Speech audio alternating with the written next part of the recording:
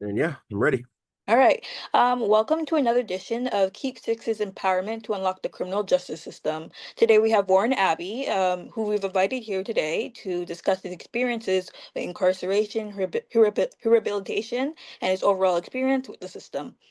So what brought us here today is in light of the inmate abuse carried out by the guards at the Maplehurst Correctional Complex and the death of 27-year-old, I think his name is pronounced Mangok Akol, I think, at the Toronto South Detention Center. We wanted to reach out to individuals that have had a history with the criminal justice system and discuss the current state of it. So a little background on what's been going on. About a month ago, inmates at Maplehurst Correctional the Complex were stripped down to their underwear, zip tied, and forced to kneel for hours. Water and bathroom access were strict, leading to an inmate soiling himself. Additionally, the guards would forcefully distort their limbs as if controlling them like puppets. And this gross display of power has led to communities calling for action and justice. And at the Toronto South Detention Center, 27-year-old Meg Nok Akol died in a hospital following a violent altercation with his fellow inmate, 32-year-old. This marks the eighth homicide in Toronto in 2025. Warren, tell us a bit about yourself. Well, I am an ex-gang member slash associate who spent about the better part of a decade or more Mm. in prison for a gang-related homicide that I was convicted for, and eventually I got an appeal, and I was able to get released. And upon my release, I switched my life around. I became an entrepreneur, a mentor, an author, among Mhm. other things. Oh, an author. What are your books? I've just written one. It's Hmm. called Honor Thy Brother. Oh, It's that's cool. available on Amazon and or just hit me up on Instagram. My IG handle is war.g_21. Hit me up and I can send you a copy for sure. Nice. Okay. You want to tell us a bit about it? Like, what's the plot? Yeah, sure. It's a an urban fiction novel based in Toronto's Scarborough in particular. It follows a an individual who's trying to get out of the streets, but a an event happens. His brother gets into some situations that pulls him back into the streets reluctantly, and it follows him through him navigating that situation. Yeah, that's cool. So I guess you already explained your experiences with the justice system. How did you find like being incarcerated? How did I find being incarcerated? Yeah, like what were Um, their experiences inside the prison? Honestly, my experiences with the justice system is it's filled with like violence and trauma. Like I don't Mm, like to laugh, but like just to think about there's nothing positive about it. Like violence, trauma, and survival. mm, I've been incarcerated multiple times, unfortunately, and every time it was like stepping into a world that's designed to break you down, um, not only mentally and physically, but spiritually as well. mm-hmm. Yeah. Um, I witnessed a lot of violence inside. Obviously, fights popping off for the smallest things. People getting seriously hurt, some even Mm-hmm. in their lives.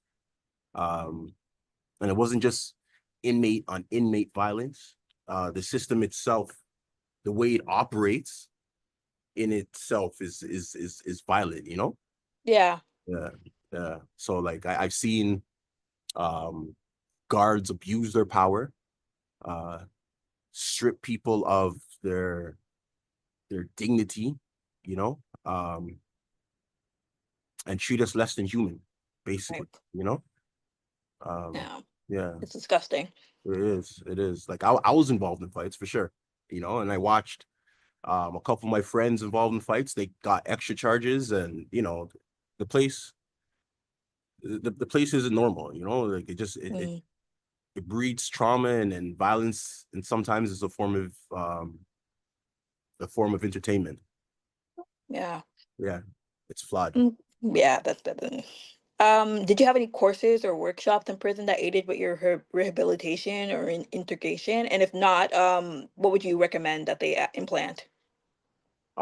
Any courses? that Yeah, I or workshops. workshops. See, unfortunately for me, I was designated as an STG, so security threat or Hmm. security threat group, which essentially meant I belonged to a street gang, or I was involved or associated with a street gang, which effectively barred me from programs that were geared to help people like me Uh, rehabilitate. So unfortunately, there wasn't any programs or really any real opportunity in the justice system when I was there for me to better myself or for me to consider it as a tool to, not go back, unfortunately. all right. So you never given a second chance. No, Oh, it's unfortunate. A lot of us weren't given this a second chance, but alhamdulillah, God gave me that second chance, and I'm trying to make the best out of it right now. yeah. Yeah, the workshop. So you couldn't access those at all. No, couldn't access it, any of them at all. It was disheartening, to be completely honest. Let's see. Discouraged. Okay. So if you were able to access it, what do you think would have helped you? Um, a few things that would have helped me in there. Education, number one, would probably be the number one thing I would say. Um, and not just like education, like English and math classes. I mean, like real education, things Mm, that I can develop skills off of, and things that I can do and that I can eat off, and I can make my family eat off. Um, Another tool that would have been nice would have been like a mentor or something like that. There's a lot of individuals who come in and try to help the man them out, like social workers and chaplaincy and stuff like that. But I feel like, at least for Black individuals, there isn't like anyone that just comes in just for them, and just right. like, what I'm saying, just to like speak to them and speak to their needs, has shares the same experiences. What I'm saying? When you go through that system, you are barred to go back to that system. Like Yeah. Richard is one of the few that can go back and go talk to those that share similar experiences like me and Richard. But they make it very, very hard for individuals, especially those who like change your life around, to go back and to speak to the guys who are in there. So if I was in there, I would like to see somebody that had shared the same experiences as me and went Yeah. through the same storms and stuff, to come back in and show me that he made it out. And that would have like boost my self-esteem and whatever, right? I didn't have that. And a lot of guys don't have that. And all they see is guys who are stuck in that cycle. And in turn, that just, it creates something in their mind, and they become stuck in that cycle too. So education, mentorship are the two major things I would say. All right. Yeah, that makes sense. Mhm. Okay. How did you view the system before you were incarcerated, and how did you feel it while incarcerated? How do I view the system while incarcerated? Sorry, so can you say that again? Yeah. How did you view the system before you were incarcerated, and how did you feel about it while you were incarcerated? Um, I I come from Scarborough. I come from Malvern. Um, Generally, I come from the hood. We were always raised to be distrustful to the justice system. So my views and my idea of the justice system didn't really change that much from not being incarcerated versus being incarcerated. After I was incarcerated, it just validated everything that I was taught by the guys in my hood, my parents, my family. Unfortunately, people like us that look like us, we're taught not to trust that system, and the system is not doing enough to discredit some of that notion. You know what I'm saying? So yeah, it didn't really change much. Okay. I thought there were monsters then, and I still think they're monsters. Yeah. Yeah, What do you think would have prevented your entanglement with the justice system? prevented my entanglement.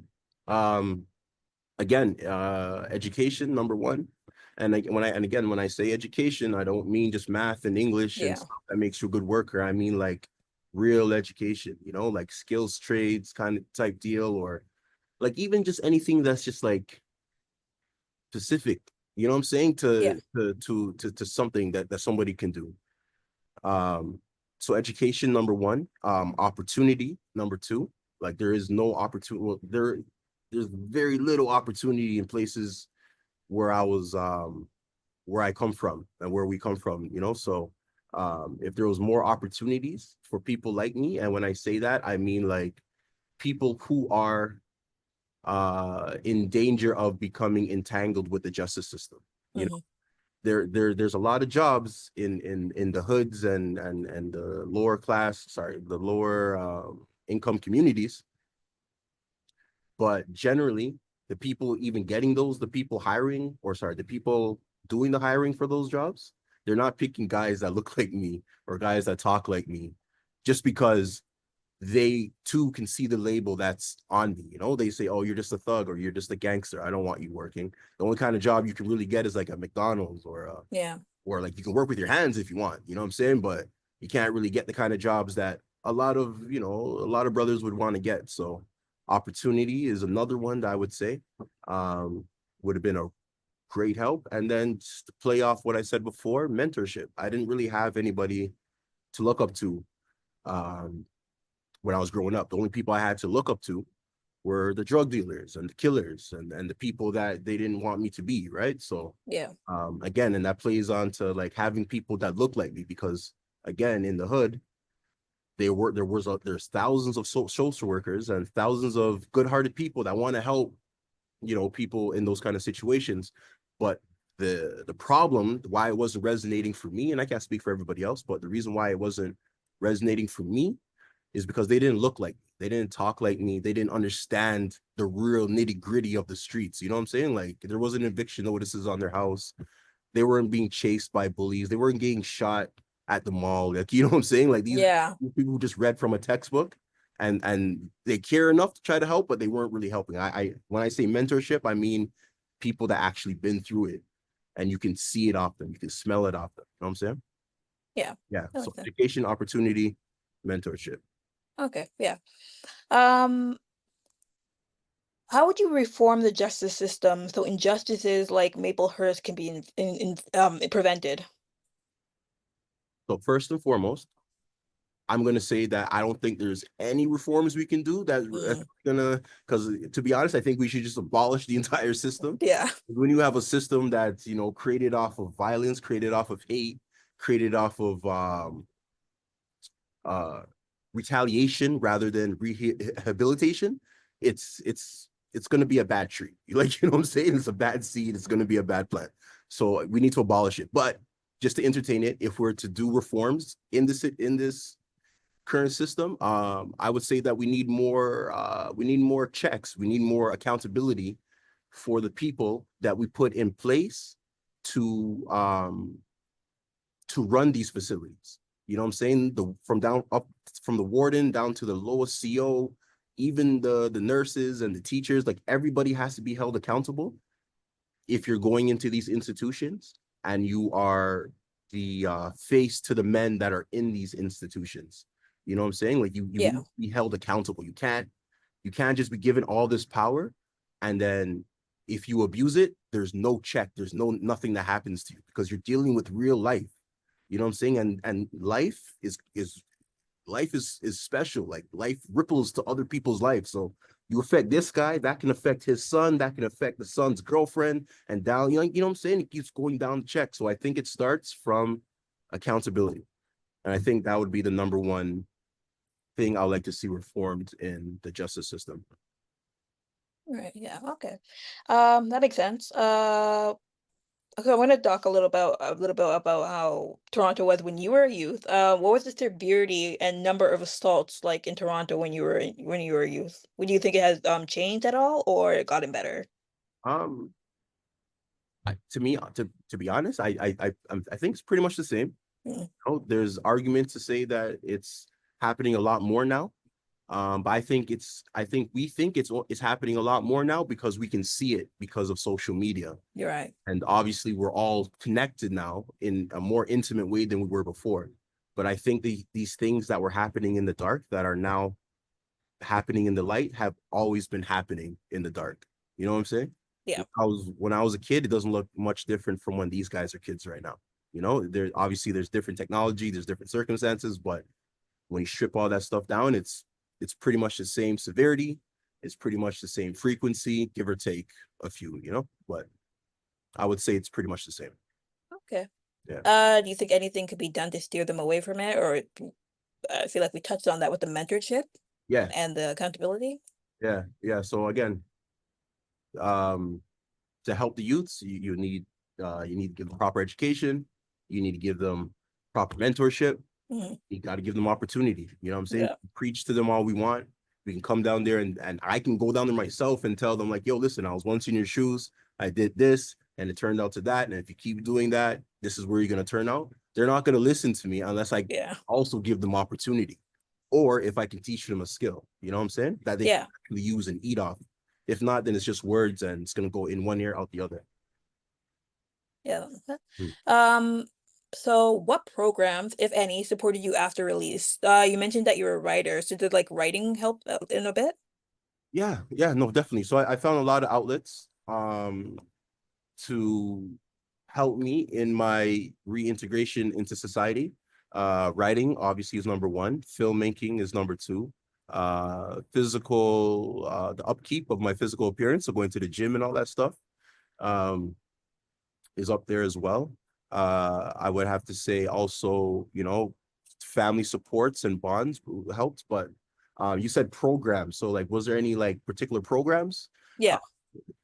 there was this one group called Amadeus. They helped me a lot. They're a grassroots organization that goes into the facilities and they help facilitate gentlemen who are incarcerated to get their diplomas or get whatever education that they need, and also they provide care or mentorship when you get out. So Mm. I bucked up with them when I was in there, and they've been in my life ever since, and they've been helping me through a lot of stuff, and they continue to. Um, but yeah, I think that's probably the only program I can really say. I might be missing one, and if I am, forgive me, guys, but I can only think of Amadeus right now. You think there are other programs that would have helped, like Would besides the mentorship? Keep six would have helped. You know what I'm saying? Keep six would have helped. Alhamdulillah, I had other supports in place, so I didn't have to use the services of Keep Six. But programs like Keep Six, you know, teaching guys again, like what I'm saying, the valuable skills that they need to make an income and to keep them away from the street life and the fast money, to give them a sense of give them something that they can call their own and stuff like that's what we need, like stuff like Keep Six. You know what I'm saying? So Yeah. yeah, I never experienced it, but I referred a few brothers to that program, and yeah, that's the program I would say, other than Amadeus, will help people integrate back into society. Yeah. Um,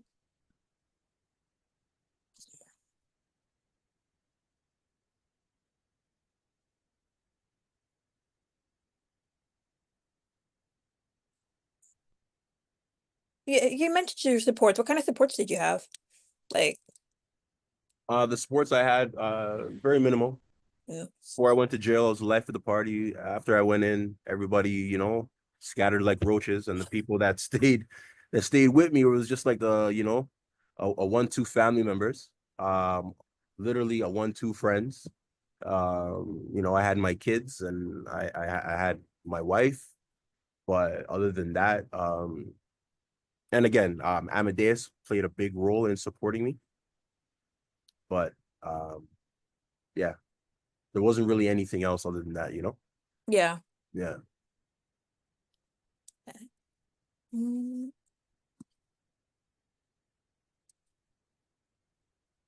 do you have anything that you want to personally tell the audience that you think that's an important message? Uh, no, not really. There's a lot of things, but you know, Yeah. I don't want to jump on a soapbox without preparing my words and think Yeah, that's fair. carefully. So I just want everybody just to be hyper aware that we're living in weird times right now. Yeah, And people with power are abusing their power, and they're lying to us, and they're trying to control us, and they're trying to manipulate us, and they're trying to hold on to that little bit of power that they have. But we as a people need to be hyper aware that the devil is in the room, and we need to first fix ourselves, and then try to fix our brothers, and then we can try to fix the situation. But if we can't fix a situation, we can't fix our brothers, at least try to fix ourselves. And if you can't fix yourself, at least be aware that the devil's in the room with you, you know? yeah, Yeah. yeah. Self-awareness would go a long way, definitely. 100%. Stay woke, everybody. Stay woke. I think that's all the questions I have. Okay. Yeah, okay. Yeah, I think that's everything. Thank you for joining me, Warren. No problem. Yeah, No I'm so sorry.